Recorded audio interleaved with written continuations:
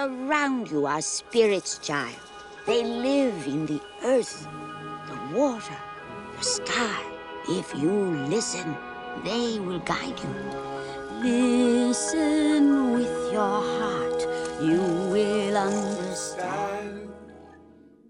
In this video, we're going to be discussing talking trees and mycorrhizal, something I came across in the movie In the Earth. Now before we begin, I'm going to play a few clips from In the Earth, which leads on to further findings. I will give brief explanations as we go on. Again, not going into depth, just briefly touching areas, points and observations. Usually this would be teeming with holiday makers. They're drawn to it from all over. They're drawn to it from all over. The movie takes place in a forest. In previous videos I've talked about the power of attraction of national parks, parks in general, attractions such as theme parks and stadiums, all places of power. We seem to be attracted to these places of power naturally. Yeah, who is Panag Feg? Parnag Feg. Parnag Feg. It's a local folk tale. Oh, right. She's the spirit of the woods. Oh. Yeah, well, it's something to tell the kids. Stops them wandering off. Parnag Feg just briefly relates to the starting clip of Pocahontas and the spirits of the forest, the trees. Ultimately, the next clip will provide some further detail on this, which relates to my other movie, Ray Lines, in terms of light, energy and sound. Another important thing that she mentions is it stops the kids going off into the woods. This is a future video that I will give to you. All the hindrances put in place so we do not explore places. We don't go to the water, we don't explore the land, we don't go to the forest. Horror movies have made us scared of natural phenomena. Places where we will discover, places of power, they keep us away from these places. A further in-depth video to come on all the scenarios of this. Interestingly, the path they take into the forest resembles the ley line. The name translates in the local dialect as sound, parnagus, and light, feg, heartfelt prayer and God's light. The name translates to heartfelt prayer and God's light, with the whole movie being based around the forest, trees, energy, sound and light. You were drawn here to live in the land. Did you ever consider what the ultimate expression of that was? When you completely separated from the process of humans. When you returned to the green, to its rhythms, rather than the selfish beat of humans. This guy plays the villain in the movie, but ultimately what he's saying is truth at this moment. As we are all aware, we've lost ourselves in society. We've lost the natural pace of nature, the natural rhythm, now dictated by the media and all forms of propaganda and manipulation for our TVs, iPhones and computers, just to name a few. The mycorrhizal map, it connects and controls all of these trees. I read about that in her research. She made it sound like a brain. Yeah. Yeah, I suppose it is. The mycorrhizal map, as she stated, often looked at as a brain. Myself, having shown that the foundations and structure of a tree is from a fractal reality where everything follows itself. The brain imitates the tree's roots, and the tree imitates the human body, and we go up and down, micro and macro. Ultimately, when we look at the human body and the connections that exist, the key points, acupuncture points and meridians, we know this also exists on the earth. And here's some proof. What do you think you're doing? The idea of talking trees has been capturing the human imagination for generations.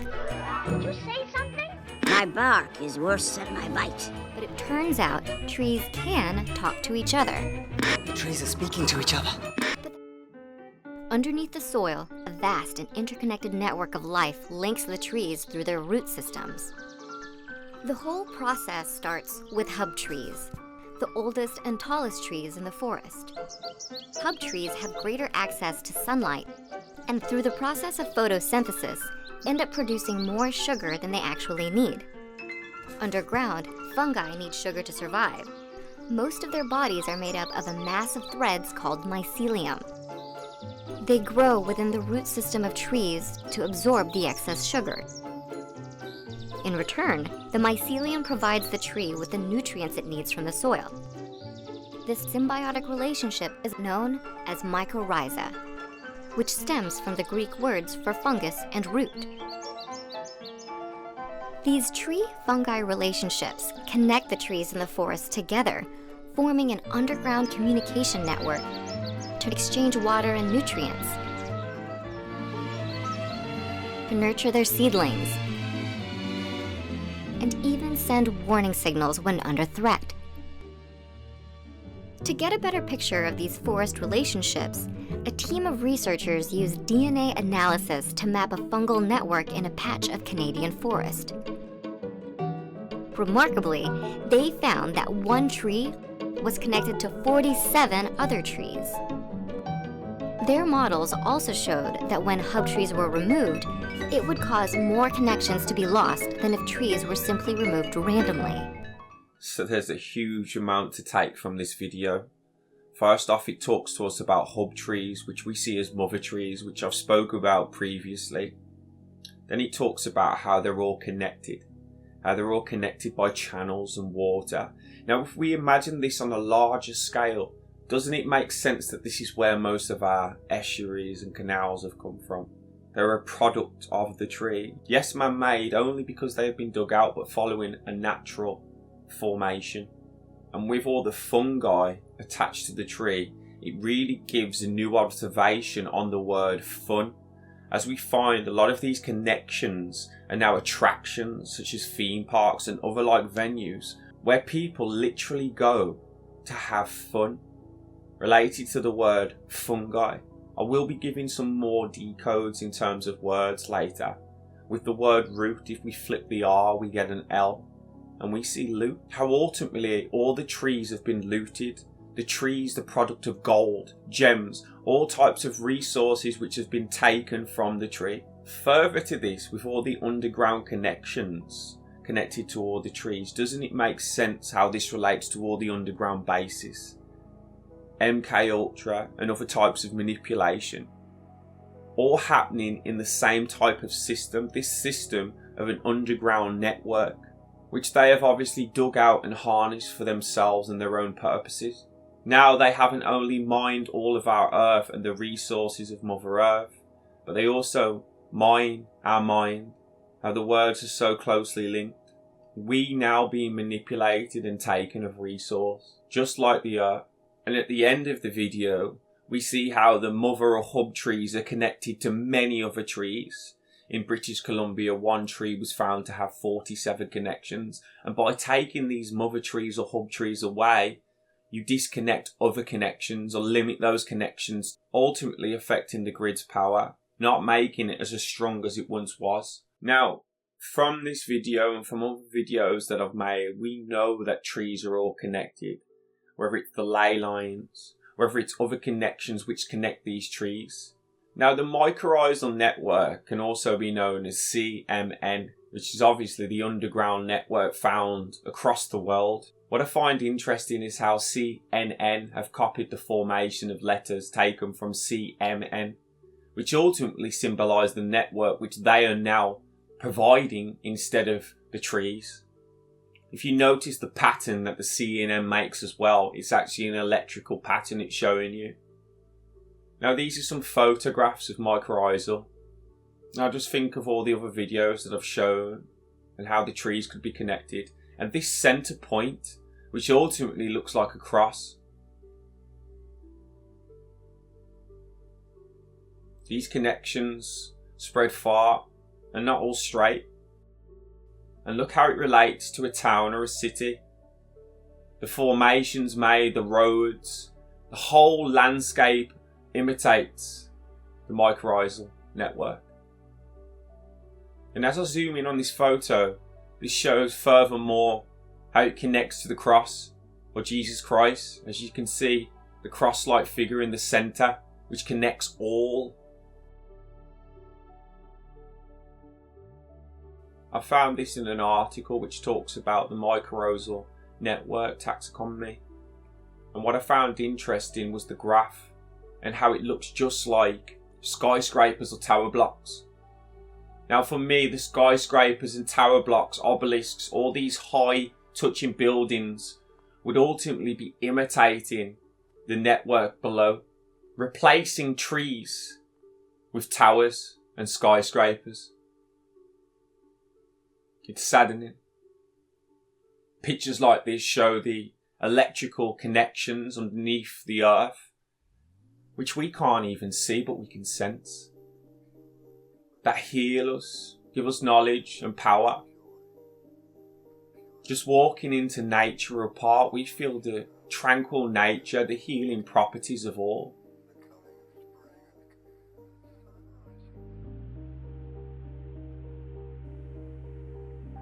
These type of photos just really indicate the trees' connections.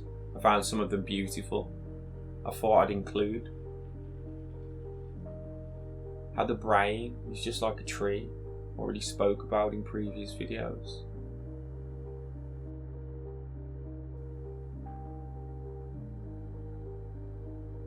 Look at that network. And when they talk about the spirits or Mother Earth, this is the type of photo I found.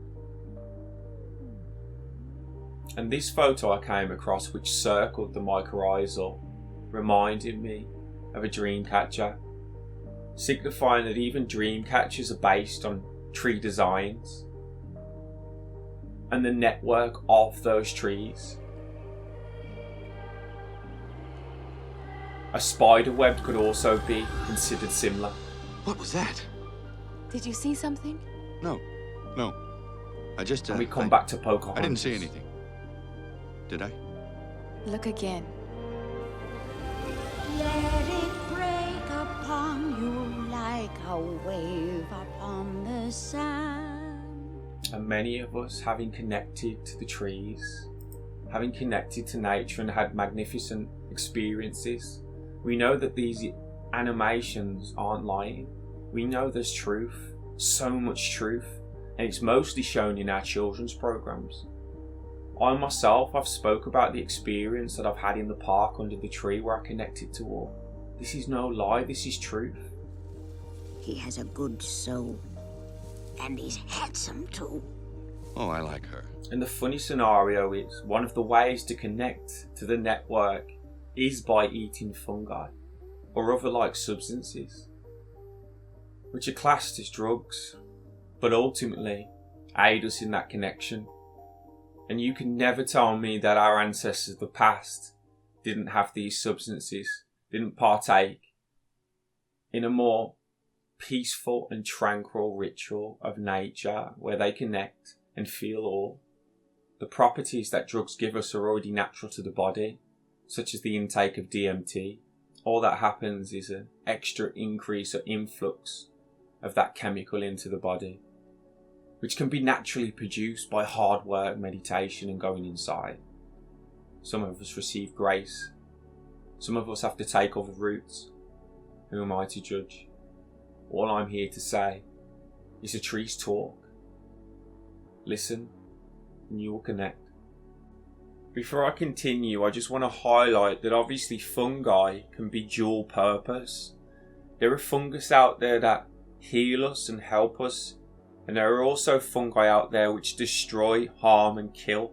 Now the controllers of this reality, of this matrix, of the earth, whatever you like to call it, ultimately could be seen as the damaging type of fungi which take over, destroy and kill.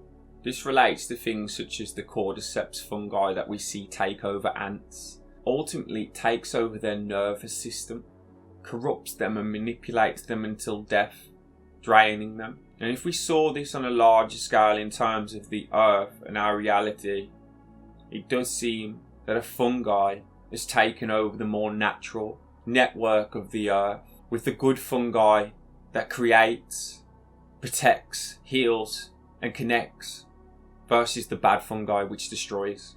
And this can be taken into our own reality now, such as the manipulation and control of the public, which we see in all forms, similar to how we see the fungus take control of the ants. This has to be taken in consideration.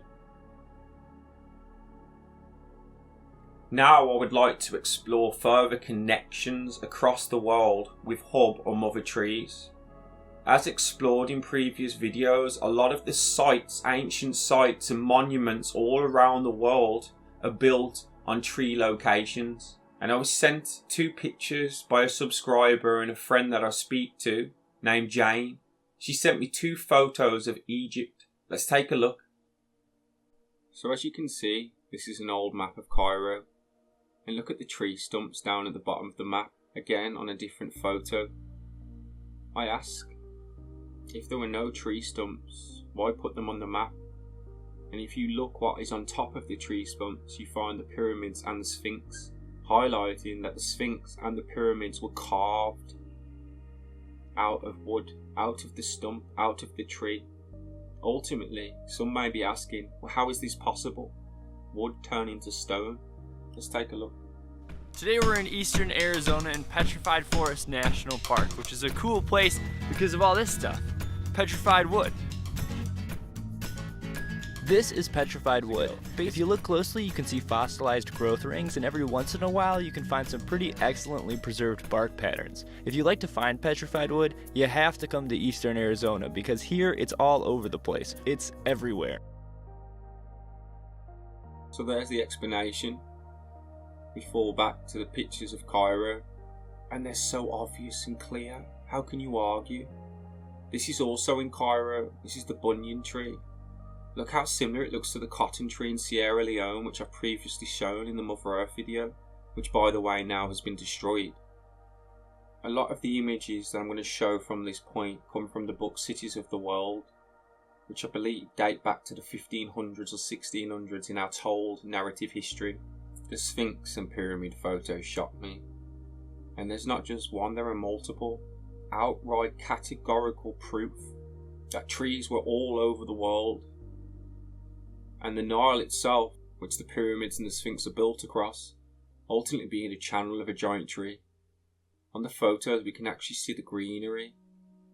And on coloured photos it gives us even more observations into the tree stumps, into the pyramids, into the Sphinx. How all cities across the world seem to be built in similar locations, tree locations. And here's the map of the Nile, and as we can see it follows the channel which ultimately would be connected to a giant tree, a mother tree, a hub tree as we've discovered earlier. Now on this photo you can see oases scattered along the Nile. For me, oases would be highlighting tree locations also, with the desert itself being the remains of a once great and powerful place. This photo I thought really highlighted the tree structure, the underground system and the channeling system, which all is joined, all connected, seemingly connecting at the sea. This is an energy management system. This is how energy presents itself as a bulge, as a bulk. Not being crude, but you can imagine this as the penis erected. It's energy. We find photos from all across history whose rocks look just like tree stumps, which are in fact tree stumps. Even if we go back to Babylon and Dante's Inferno, what it's showing is a tree stump. And even further to this, dress designs are actually based on tree stumps and tree designs. Look at the dress and how it presents itself. Now I haven't heard anyone talk about this before, these type of finds. We come to Israel and we see in the background again the remains of trees. And just to add value to that, if you don't see it yourself, here's another photo which you can see the remains of a huge tree. Everything built on these locations, clear tree stump locations, star forts included, everything built around these places of power.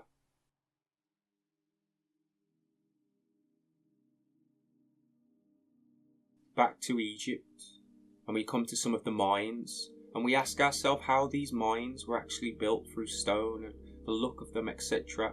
Doesn't it make sense that they were once trees? This map of Egypt really shows the channeling system of a mother tree in the centre there. Ultimately it would be in the centre, with smaller hub trees connected to a mother tree, a huge tree. West of the Nile, we see similar photos. Tree stumps, outright.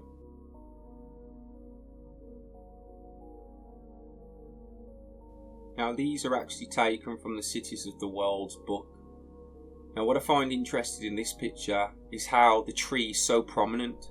A matter of fact, in all the pictures in this book, the tree is a prominent feature, as you will see. Now you see one tree standing and one tree chopped down or fallen. This is what we're highlighting. The pictures are trying to show you, highlight that how trees are so important to these locations. Again, we see another tree.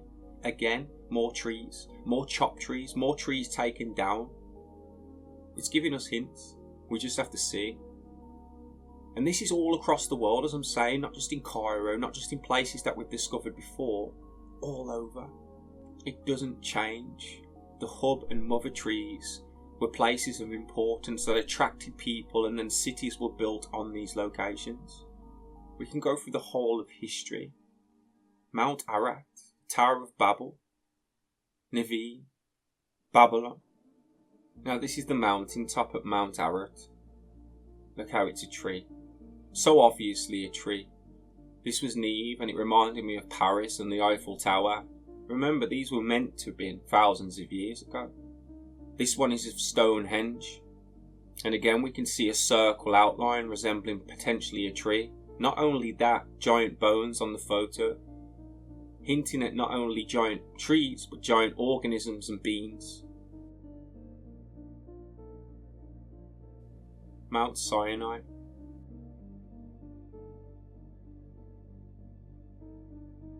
The monastery of St. Catherine. And look at the background, you can see the tree stumps, and here it is in real life.